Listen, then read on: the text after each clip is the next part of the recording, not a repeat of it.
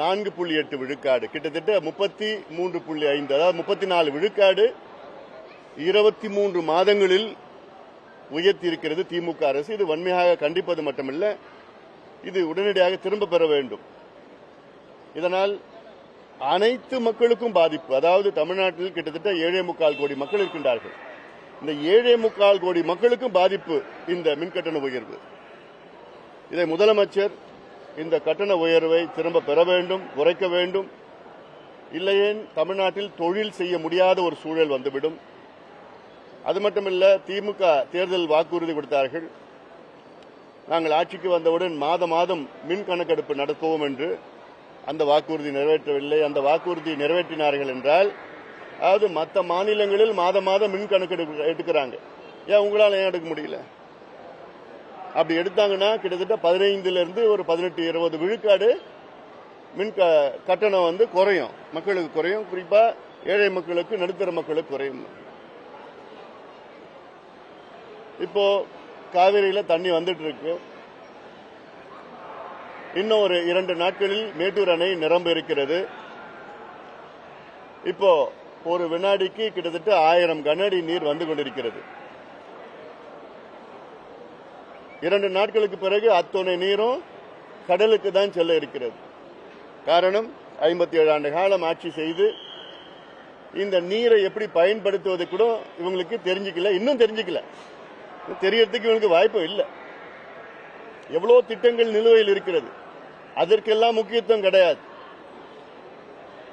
குறிப்பா தர்மபுரி காவிரி உபரிநீர் திட்டம், மேட்டூர் சேலம் உபரிநீர் திட்டம், அத்திக்கடவு அவிநாசி திட்டம்,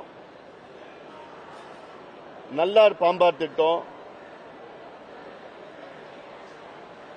அதன் பிறகு இந்த காவிரி குண்டார் திட்டம். இந்த காவிரி குண்டார் திட்டம்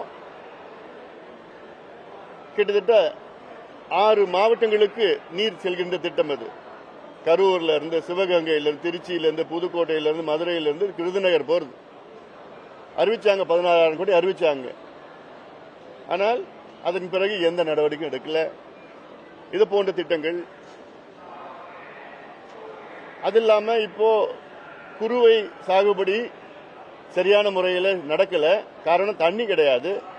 ஆண்டுதோறும் மேட்டூர் அணை ஜூன் 2ஆம் தேதி திறக்கின்ற, 12ஆம் தேதி திறக்கின்ற மேட்டூர் அணை இந்த ஆண்டு திறக்கல. இப்ப தண்ணி வந்திருக்கு. சம்பாவுக்காக தயார் நிலையில் இருக்கணும். ஏன்னா அந்த காவிரி டெல்டா பகுதியில் எல்லாமே தூர்ந்து போயிடுச்சு. காவாக்கில் இன்னும் தூர் வாரல, கணக்கில் மட்டும் தூர் வாரி இருக்கிறாங்க. கடை கோடிக்கு நீர் போறது கிடையாது, எவ்வளவு தண்ணி வந்தாலும். இது ஒரு பக்கம் இருக்கிறது. அடுத்தது, இந்த கோவை பகுதியில் கனிம வள கொள்ளை. இது சாதாரணமா நடக்கல, மிகப்பெரிய அளவு நடந்துட்டு இருக்கு. பாட்டாளி மக்கள் கட்சி சார்பில் எத்தனையோ போராட்டங்கள் நடத்தியும் இன்னும் அது அங்கங்கே அப்படி நீதிமன்றம் தீர்ப்பால தான் ஏதோ கொஞ்சம் நிறுத்தி வச்சிருக்கிறாங்க. அதிகாரிகள் லஞ்சம் பெற்று, அரசியல்வாதிகளும் அந்த லஞ்சம் போய் 2 பேரும் உடனடியா நம்ம கனிம வளத்தை கொள்ளடிச்சிட்டு இருக்கிறாங்க. அது செங்கல் சூளையா இருந்தாலும் சரி, வேற எதுக்காக சரி, கேரளாவுக்கு ஏற்றுமதி பண்ணிட்டு இருக்கிறாங்க. நிறைய நடந்துட்டு இருக்குது. ஆனாலும் அரசு அதுக்கு அது மெத்தனமா இருக்கு, ஆஸ் யூஷுவல். ஏன்னா இதுல என்னன்னா வருமானம் எல்லாத்துக்கும் போயிட்டு இருக்கு. இந்த மின்கட்டண உயர்வு, அதற்கு காரணம் என்ன? இந்த மின்சாரத்துறையில சரியான முறையில் நிர்வாகம் இல்லை, ஊழல் ஒன்று. 2வது, மின்துறையில நிர்வாகம் சரியான இல்லை. ஊழல் எப்படி நடக்குது? தமிழ்நாட்டின் மின் தேவைகள் பாத்தீங்கன்னா, உச்சத்தில் தேவைகள், கோடை காலத்து தேவைகள் 20,000 மெகாவாட். அந்த 20,000 மெகாவாட்ல 5,000 மெகாவாட் தான் தமிழக அரசு தயாரிக்கின்ற மின்சாரம். மீதி இருக்கிற 15,000 மெகாவாட்ல கிட்டத்தட்ட ஒரு 4,000 மெகாவாட் மத்திய அரசிடம் பெறுகிறது. 11,000 மெகாவாட் தனியாரிடம் பெறுகிறது. அது அந்த உச்சத்தில் இருக்கிற அந்த காற்றாலைகள் மூலமாக ஒரு 3 மாதம் கிடைக்குது அவங்களுக்கு. மற்ற காலத்தில் சராசரியா தமிழக அரசு மின்சாரம் தயாரிக்கிறது ஒரு யூனிட் ₹3.40. தனியாரிடம் இவங்க வாங்குறது ₹11 ₹15 வரைக்கும் ஒரு யூனிட். ₹11 ₹15 வரைக்கும் ஒரு யூனிட் வாங்கிட்டு இருக்காங்க, தனியார் கிட்ட வாங்குறாங்க. அதனாலதான் வேண்டுமென்று தமிழக அரசு அதனுடைய மின் திட்டங்களை தொடங்க தயங்கி கொண்டிருக்கிறது. இப்ப மட்டும் இல்ல, இது கிட்டத்தட்ட 10 ஆண்டு காலமா பார்த்துட்டு இருக்கோம். அறிவிப்பு தான் வருது தவிர அவங்க வேணுமே நிறுத்தி வச்சிருக்கிறாங்க, தொடங்க மறுக்கிறாங்க. ஏன்னா தனியாரிடமிருந்து கமிஷன் அதிகமா வரும், அது ஒரு காரணம். கோவை மாநகரம் பார்த்தீங்கன்னா ஒரு சாலை கூட கிடையாது. 80 விழுக்காடு சாலைகள் பழுதடைஞ்சிருக்கிறது. ஒரு சின்ன மழை பெஞ்சா போதும், எல்லாம் முடிஞ்சு போச்சு. இந்த ஏன்பா மேயர் ரிசைன் பண்ணிட்டாங்க? இதுக்கு ஒரு விசாரணை நடத்தணும். இதுல அது இல்லாம ஒரு இந்த குப்பையை எரிஞ்சதுல அந்த குப்பையை அணைக்கிறதுக்கு இப்ப 76 லட்சம் 77 லட்சம் டீ சேலை மட்டும் 27. எங்க இருந்தப்பா வந்து டீ சைனாவில இருந்ததா வந்ததா இங்கேயே வந்ததா?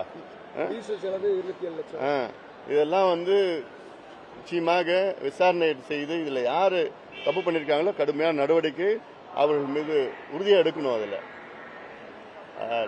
இந்த பகுதி வளர்ச்சிக்காக இன்னொன்னு அத்திக்கடை அவிநாசி திட்டம், அது எப்பதான் கொண்டு வர போறீங்க? என்னன்னா பிரச்சனை உங்களுக்கு? ஏற்கனவே அரைகுறையா கொடுத்திருக்கீங்க இந்த திட்டத்தை. 3400 கோடி ரூபாய் திட்டம் கொண்டு வரணும். ஆனா 1500 கோடி ரூபாய்க்கு தான் திட்டம் கொண்டு வந்திருக்கீங்க. அங்கிருந்து புள்ளூர் அணையிலிருந்து தண்ணி வந்ததுன்னா கிரேடியன் மூலமா இந்த பக்கம் வரும்.